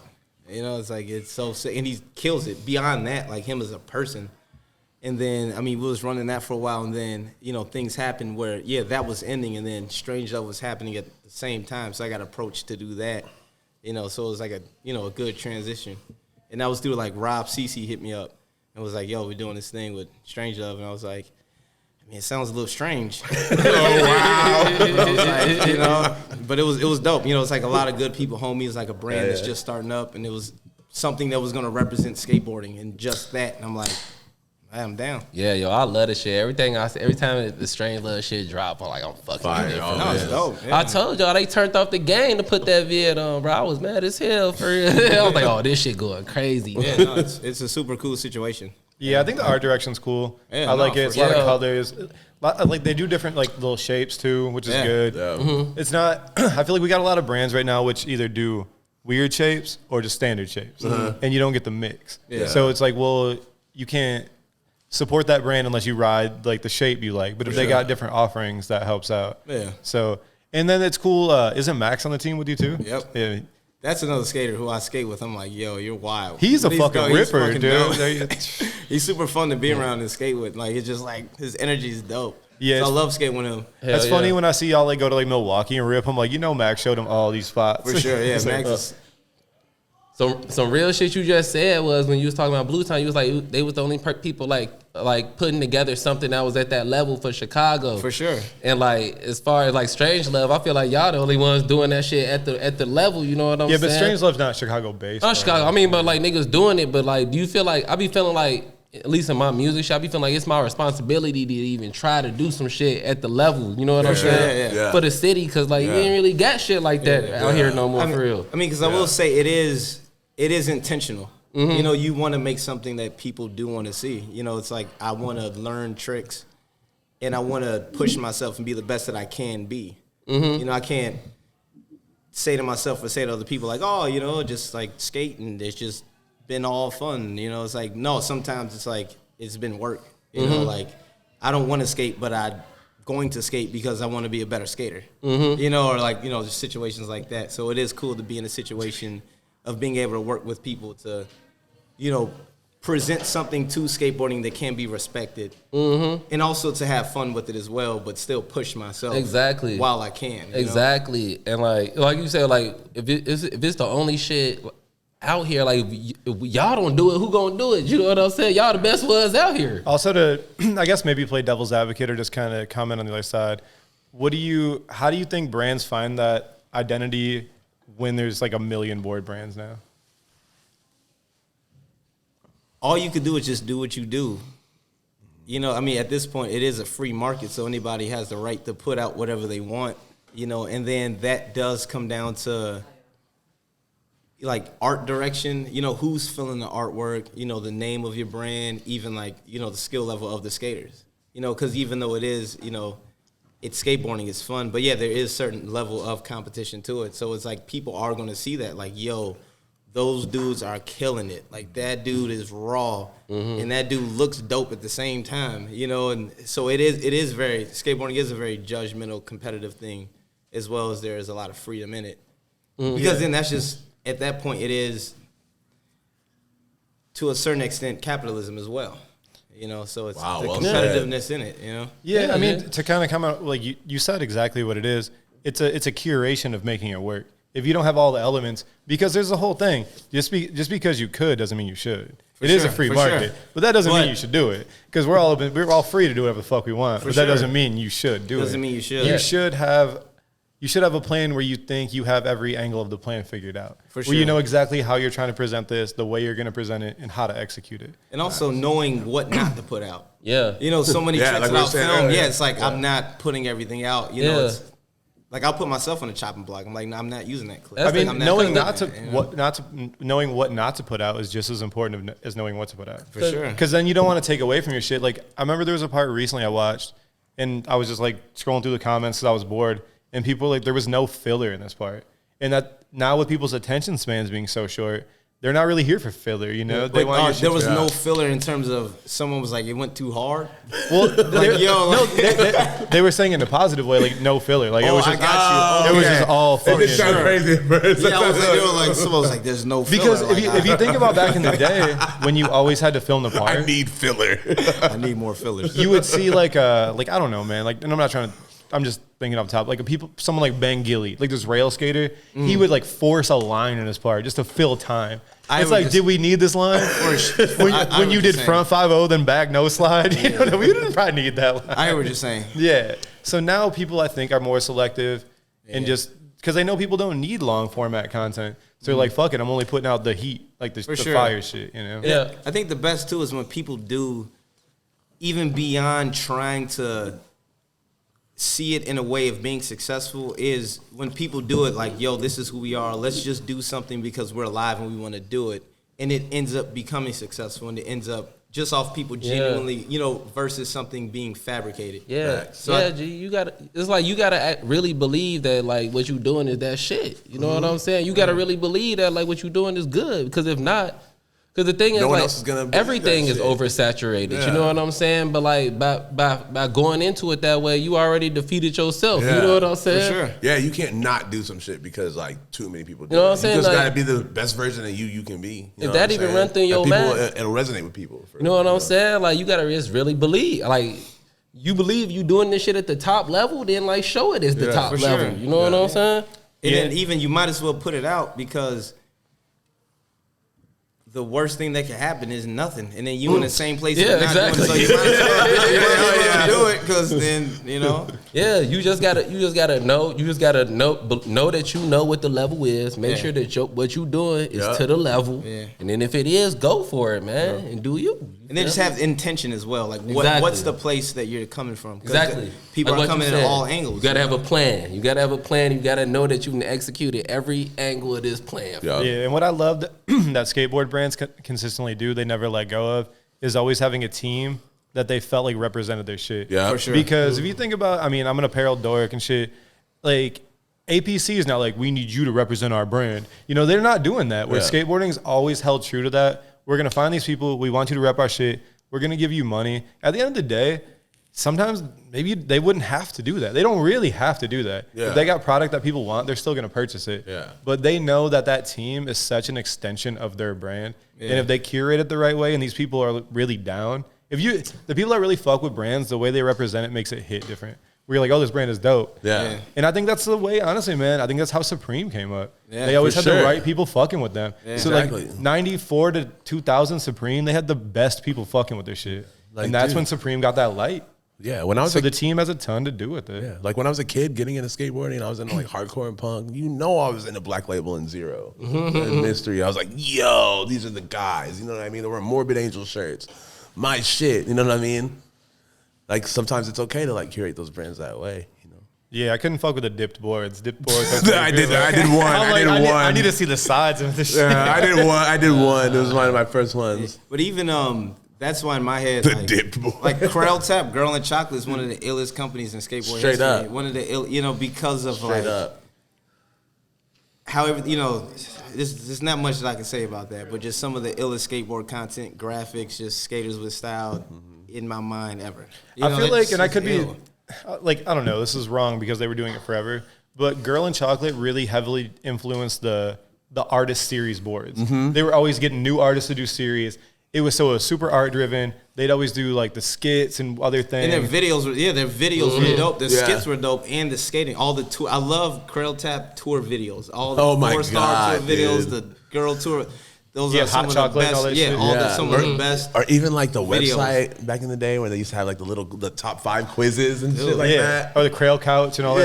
that. They just always had little innovative things that they Yeah. didn't have to do. They didn't have to do that. But it's shit. like it's one of those things where you look at it and you see how genuine it is. Like you can't fabricate that. Like that happened in real time. Yeah. That happened. That was the ingredients to make that happen, and it exists, and you can reference back to it at any time and know that happened. Exactly. And little things like that keep kids locked in, Yeah. dude. You know what I mean? It makes them like want to push it further. And that comes with the people involved, though. I mean, Yeah. you got Rick Howard, Mike Carroll, and shit. Yeah. The minds behind a brand go just as far as the brand goes. For sure. To Yeah. come up with those ideas and drive the image. And the thing for them is, you know, obviously Krail Tap's been along for so long. There's been many iterations. But you got to give them props for even being in the game as long as they have been. It's For like, sure. That's fucking It's crazy. still fucking it up too. You know what I'm saying? Yeah, like a lot of the people on Girl and Chocolate right now are like rippers. Like that Yeah. Griffin Gas dude is fucking amazing. Amazing. You know, they got a lot of good dudes. And just to have that longevity in skateboarding is crazy. Yeah. Because skateboarding is almost like music where it's just spurty. Where like shit's hot right now. Like, Yeah. no, that's dead. Now it's Yeah. this. Now it's this. And it's the same with apparel. You know, this brand is on fire, then they're done. Yeah. And that's a weird sucks to see thing it, to think too. about, especially if you're the person that created that. Yeah. To think, oh, people fucked with my shit for 4 years now for some reason. Everything they, I worked so hard for is they just think like it's dead. Yeah. But I think it's interesting when you have a situation where, you know, it could be some homies like, yo, let's just do something. You may not even think it's gonna last a day, and it's 20 years later. You're like, we're still here. You know, you weren't even expecting to be there that long. yeah. You was like, yo, what else are we gonna do but create our own thing because this is what we're gonna do. So you might as well do it, and it just has a legacy. And you're just like, the fact that you're even there is just you're just grateful. You're just like, yo, this is dope. Yeah. So I guess to get on a little bit more, just, I don't know, serious note, with how many people are involved in skateboarding, how many people now are good at skateboarding, how do you feel about it, like trying to pursue it as a lucrative career? I feel like it's not, I feel like that there needs to be more money distributed to the people, like the riders, because you get a short window because it's kind of one of the most brutal things on your body. And as now, like, I don't know, now that it being in the Olympics, whatever way you feel about it, that kind of pretty much secures the spot that skateboarders are athletes. For sure. And they're definitely the lowest compensated athletes on the block. straight up. So how do you, like, if you're really trying to make that a career, what advice or what thoughts do you have on that? I would say just see money as money.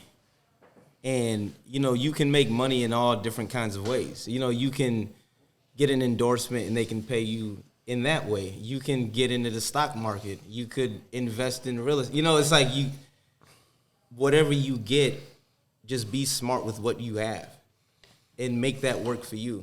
Like, yes, and also, too, work toward creating your own brands. You know, all the brands that you see out that are successful are dudes who are like, we don't want to do stuff with other brands. We want to do our own brand. Yeah. So it's like I said, you might as well do stuff and create it because if anything, the worst thing that can happen is it could be successful. Yeah. So it's like,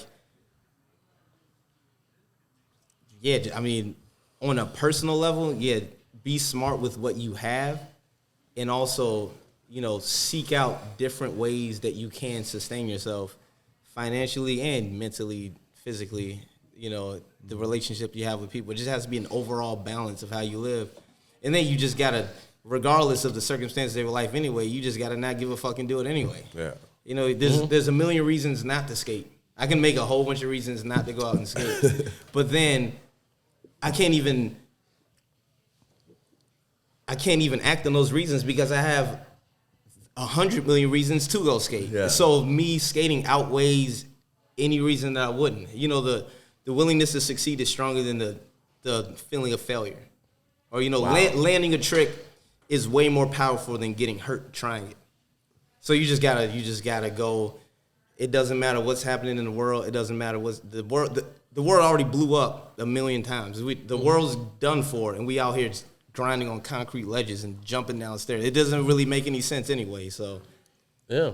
Yeah, which is funny because like what you commented on earlier, skateboarding's one of the most harshly internally criticized things. Where people that rode for like Red Bull, Monster, they're like, oh, that's fucking crazy, da da da. But then again, you gotta. What are you trying to do? Are you getting the money? Are you not getting the money? Are you riding for this? But like you gotta like look at your person is your brand. You know what I'm saying? Like skateboarding isn't what you is what you do.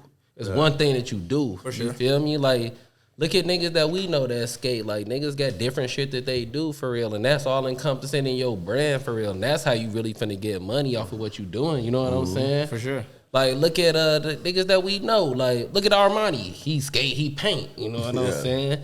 Niggas doing anything. You know what I'm saying? Like, your brand is more less what you do is like who you are type shit. For sure, it is. You know what I'm saying? Look at the nigga like Naja. Naja is a brand for real. You know, like he could go to anywhere and it'll still be Naja. You know what I'm saying? He's also the ESPYs with it. He's also one of the most like heavily criticized skateboarders. I know, but what I'm saying is, he got a brand for real. Like he don't have to be at Nike. He could do anything he want to do and he gonna get money. You feel me? That's just because niggas fuck with him type shit. I don't know. I think the Nike check for Naja looks pretty good. I mean, it do. No, what I'm saying it do, but like Nike not the only one that was gonna give it to him. Like he not getting that shit because he with Nike. He getting that shit because he Nasha. That's what I'm saying. Yeah, no, for sure. And he brands himself so like that, you know? So like that's with anything you do. You know what I'm saying? Niggas making music, niggas playing sports, niggas doing fashion design. It's your brand. You like niggas could go to anywhere and design and still be that nigga. You know what I'm saying? Still finna get money off base who you are. You feel me? Yeah. I mean, just to kind of play off that the Nike thing, I feel like you were definitely skating when Nike came in. Then you started to get shoes from Nike. What did that feel like for you? Were you stoked on it? Was it something you were trying to run or what? I was stoked on it. I mean, in my mind, yes, it was definitely something where I'm like, it'll be sick to pursue Nike in this way and to be able to work on actual projects. Yeah. You know, like it was cool getting, you know, free shoes because of my association with Uprise. You know, it's like they're always looking out for me and Rob Cece and like other people who I have personal relationships with, you know, but in my mind, it's more to it than just getting free stuff. You know, it's like actually making history or like participating and creating and working with people on a central level to make something happen. You know, so. Like being hands-on, so to speak, right? Yeah, to be hands-on, like, you know, to actually create stuff. Yeah, I guess it's weird to be a part of something and kind of feel distant from it. It's like, oh yeah, like y'all fuck with me, but how much do you fuck with me? Yeah. And that's kind of what it feels like. I don't know how to put it. If there's a smaller scale and you're involved, they're gonna maybe reach out for your opinion. But if you're fucking with a global brand, you got to really be making an impact for them. Be like, hey, what do you think about? Do you want to come do this? Da da da. Because for them, it's like not nothing. They're obviously handpicking. Like team managers, like, oh, you're dope, you dope. We see potential. But they're putting their eggs in tons of baskets. For sure. So it's weird because you don't get a lot of input. You're like, no, but I got ideas. I want to do this. For sure. And like Perry said, you are your own brand. And as skateboarders, a lot of skateboarders have a lot of like good ideas. They're creative individuals. Yeah. And they want to get that across through their skateboarding. Exactly. So it's weird to get support from someone and not feel like you're chipping in. You know, like, oh, I get these things, and what are we doing? 100%. So did it feel like you just didn't really get any input over there? Or? Not really. I mean, it was more so of a thing of, like I said, my association with Nike was getting shoes from them because of Uprise, you know, and it was just that. And anything else that, you know, was to come of that, or any ideas that I had were just my ideas, because I wasn't in communication with anybody. It's just me, you know. It's just the dream, you know, skating and your own ideas. But I mean, beyond that, it's still just skateboarding. You know, it's still me, myself skating with other people, and me, myself skating by myself. You know, but in terms of like collaborative or partnership level, my personal experience is just through Uprise affiliation with different brands. Like Girl and Chocolate was because of Uprise. Yeah, I mean, that happens Nike a lot was with like because of shop Uprise. flow and stuff. Yeah, for sure. It wasn't really because of my connection that I had with these brands, and I'm talking with people about things that we could potentially do. It's like I'm just in Chicago skateboarding. Yeah. Well, You shit, know, and I know Uriah. At least you got them niggas And I know emails, Ken, man. and, you know, I know Anton, you know, Steve Trey, you know, like Get them niggas I know emails, Armani. man. Like I'm, you know, I hang out with Armani. I'm talking to him. Get them niggas emails and send them some shit, bro. Yeah.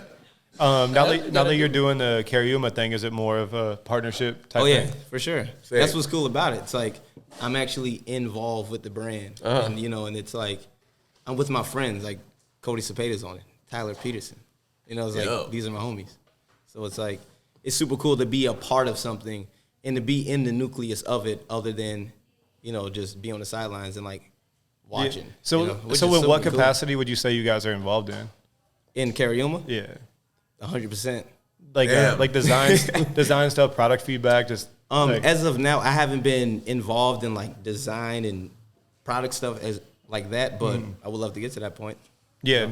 Do you feel like they're just trying to gather a bunch of rippers and build like an image, or what do you think their main mission is right now? Because it kind of seems like they're just trying to get a bunch of people that are good and be like, fuck with this. I would say the mission is to make a whole bunch of shoes and get them on as many skaters as possible, and to have as many people skate as possible. It's still the same thing, because no matter what, it's like, all right, at the end of the day, when you put the shoes on, they're new, but then they get ripped up, and they're built to be destroyed. So they're building skateboarding shoes for people to put them on their feet to rip them up and destroy. And that is across the board. There's no discrimination. Are you down to rip shoes up? And that's even beyond Cariuma. That's any brand, anybody who's making skateboard product. It should all be destroyed. Any brand, I don't care if it's Girl, Chocolate, FA, Strange Love. Take the graphic off, it's just a blank piece of wood. Take the logo off the shoe, it's just a piece of material that it is meant to be destroyed. Yeah, I've actually So never heard nobody they say can all that. get it. Just I've actually never heard nobody say that about a shoe. You know what I'm saying? Usually motherfuckers be like, it's reinforced on this side, so it ain't gonna get. Oh my God! You know what I'm saying? Like he all the skated shit, the eBay dunks. all the shit to make it Skateboarding not be shoes. destroyed is what like every other company is trying to like for figure sure. out. You know I mean, what I'm I'm saying? sure there's some technology going into it, but what is it for? It's not for me to put it in That a was the name glass of an box 88 and look at it. footwear. You Yeah. know, it's Yeah, like to those put are it. I'm sick. not going to look at it and romanticize about a pair of shoes that I want to wear them. I just want to destroy them. It's like a blank deck. Like a what? It's like a blank deck. Well, yeah, Yes. Take the graphic off of it. just to pull this out of what you said, because it resonated and makes the most sense with the point I'm going to make. When you said FA board, Girl Chocolate board, whatever, once the graphics off, it's just a blank board. Yeah. I think in skateboarding, there's just so much brand loyalty where people are very loyal to brands, and that's why the graphic on it means something to them. They're like, oh, I just want to support this brand. But that's dope, though, because like you said, a lot of skateboarders start their own shit. That is really you putting money in this person's pocket that you support. For sure. Like if you buy an FA board or a hockey board, you're literally giving Dill and Ave money. For sure. Yeah. So if you always were like a Dill fan, you literally get a chance to support him as a human being. Yeah. And so that's why, yeah, at the end of the day, they're all blank boards. Yeah. That they fucking silk screen or fucking screen print a graphic over. But people get attached to the brand more than what's on it or what it For really sure, is for at sure. the base. Because if you think about it, whether it was America, S, every skateboard brand kind of did the same silhouettes and they put their own logo on it. A lot of the skate shoes just look the same because, well, that's the silhouettes that do well for skateboarding. The toe cap is rounded, bubble flick, but people gravitate towards what they want to support. And that's why sometimes it's weird when you think about the bigger box companies because they don't really need any dollars. You know, like Adidas is fine, Nike's fine.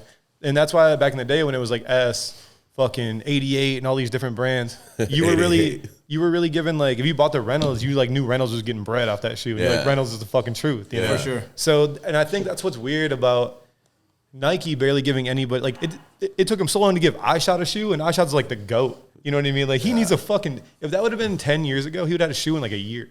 You know, on like America S or whatever. Yeah, I don't think it took Paul Rodriguez that long to get a shoe. But he was like the first Nike dude. Yeah, he was. Him and Costin were the first like pro shoe. Yeah. So yeah, I think to kind of just play off what you said and that was after just that, like blow it up a little bit. It's just the brand loyalty. Yeah. And I think it's hard for brands to build that, especially new brands, because people skateboarding is a very hateful like industry. We're like, why is this happening? Who are these people? Blah blah blah. So it takes a while for people to come around and fuck with you. And if they don't, then it's like an uphill battle. You know, you're fighting that whole uphill battle thing. Yeah. It's always an uphill battle. It's still, I mean, there is a beauty in having that brand loyalty or that identity, because we all have a right to that. Like, there's different color clothes and styles and brands for a reason, because if I resonate with this is how I want to represent myself, which is dope. But then just at the raw material level, it's all the same. You know, it's at its utility level. It's the stripped down level. It's a statement, but it's not a. It's a fashion statement, but it's not. You know what I mean? It's war. I do know, and this is super out base, but I want to bring it up and get your guys' opinion on this. So I live right by these two schools. There's two schools right by me, and I'll be taking the dog out when the school gets out, which is wild. It's mad kids. But this school right here is like a specialty school, and they all wear uniforms. And I was walking the dog the other day, and I was thinking, making people wear uniforms is kind of like stripping your identity away a little bit. Up. Not letting you, because I think the way you present yourself is very much like a way for you to represent your personality. And making everyone wear the same thing is fucking kind of crazy to me. And I was just having these thoughts while I was walking the dog, like, let them express themselves. Because the way you dress at a certain level does kind of express who you are on other levels. Jail shit. You gotta wear And maybe sometimes it could be read wrong. You know, people could be like, oh, assume something about you because of the way you're dressed. But you should be free to fucking represent yourself in any way you want. You gotta wear the blazer inside out like Will. They were just... Express myself. They got the blue crew neck flipped. It's fleece. Flip it like Will. I think the uniform thing, well, in a school structure like that, I think what they're trying to do psychologically is get people out of the individual mindset and make them, at least for a point in time, think about the whole. You know, like don't think about yourself, think about the overall good of what the organization is. That could go into like military, right? Like if you're in the army, everyone's wearing the same thing because it's not. Oh, it's showing it's uniform, like you're a uniform team. So it's about that. Like I always thought in schools there was to separate classism, so some people wouldn't feel bad about not having shit other people had. Yeah, I think that's part of it too. I don't think it's they're just thinking about I that. think it's just I thought it was a part of it. There's some whole other agenda going on there. Like we don't want people to feel bad about themselves. Nah, they thinking like we trying do that to shit build to get something. all of that shit out of here. They be like, oh, it's school, so like you get all of that other extra shit out of here. Y'all here learning. Nah, I think it's deeper than that. I think it's more on that level of like building a camaraderie within the students to have a one focus to be aligned to the program of the institution. You know, it's because if you're not worried about the sneakers, a different thing. I'm not looking at your fashion. We're all the same. So then what is the philosophy of the school at that point?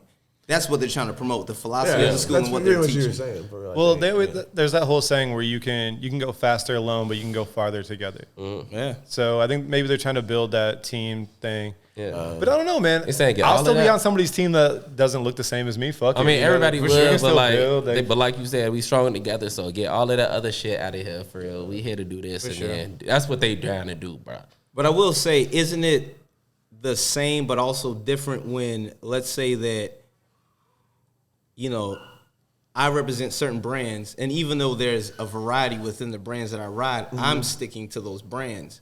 So it's still the same thing of like the same uniform, but even though there's a little more flavors in it and it's more street level and street based, it's still that same mentality of like, this is your uniform. Because people who like the brands are going to stick with it. If I wear Nike, I wear Nike. If I wear Carryuma, I wear Carryuma. If I'm with FA, I'm with FA. If I'm with Strangelove, I'm with Strangelove. And I'm loyal to that, the brand loyalty. So even though, you have another series of stuff coming out, it's still saying that I'm still with this logo. This is still that uniform. Yeah, and the thing about that, though, too, is it encompasses a lot of, like, different people. Because if you think about FA, think about Elijah Burrell, Louis Lopez, and Tyshawn. They all wore the same FA hoodie, but they're all very different people. For sure. So it brings, like, uniformity but uniqueness to in the same instance. Because, we fuck with this thing, and we're all going to drive this point, but we're clearly all very different. And, the way we are, is the way we move as humans. And I agree. Not that they're not homies. And we've all talked about in the pod so many times, skateboarding is the one thing that will bring hella different people together. For sure. So many. Because while you're skating for 3 hours, you can only talk about back tails for so long. You got to start talking about what you really like. You know, you can't just be like, that fucking back tail thing. It was crazy. That's how I learned about white people. That's how I met y'all, man. This is how I discovered white people. This is a magnified. There's going to be a documentary in like 15 years. How I discovered white people. That's wild. I didn't have no white friends until I started skateboarding for real. That's truth. That's how you got into My Chemical Romance too? Let's talk about it. Let's talk about it, baby. Kinda, yeah. You've actually fucking right, yeah. That's fucking hilarious. What else we got, baby? So before we get out of here, we got Strangelove, Carryuma. What are the projects you're? Shout out on the full page in Thrasher. Sure. Yeah, man. That's gotta feel really good. Thank you. Get that motherfucker printed out, boy. Print that motherfucker out. Big love. I know. Big as hell. I know Strangelove. You guys have already done a fair amount of short format videos. So, are there any new plans for that Carryuma stuff? So there are some videos coming out with Carryuma. Actually, one dropped today. It's a video of a tour we did to Iowa. So that actually dropped on the barracks today. Right. With Strangelove. There's some stuff coming out, no like full video stuff, but just like stuff being worked on that's gonna be rolled out. So all those short edits have been amazing, dude. Yeah. It's always tight. Yeah. Easy to digest. Yeah, man. Yeah, yo. for sure. I've been telling them since we started the podcast, I want to do one of these summers, like I want to do a face value thing. We just go to a skate spot by Mad Dex for the kids, man. Oh, yeah. Go to the For hood somewhere, man. I need y'all I would to love be to on do that shit, man. I need y'all to like come through and show the kids how to do a real kickflip. You gotta hit up Natty Boy Katan. I know he's doing a lot of stuff. Man, we gonna set up some shit. He's gonna be all weird about doing kickflips in front of you now. You romanticize him too much. I'll romanticize. Like, what up with them I'll kickflips, though? romanticize your kickflips. Yeah. Like, nah. What's up with that kickflip, my boy? Hey, what's up You're with the doing kickflip? every other trick, frontside flip backs. Like, I see you doing all these tricks, but I ain't seen a kickflip. Sitting on the bench Trying to waiting. keep something from me. Oh, Well, shit, hell yeah, Timmy, dog. man. We appreciate you Thank so you much. so much. Man, what a coming through, fucking man. what a fucking pleasure. We my normally boy. don't go this long for anybody. Not man. at all. Cause- You, my boy. All This right, my boy. episode 173, Face Value Podcast.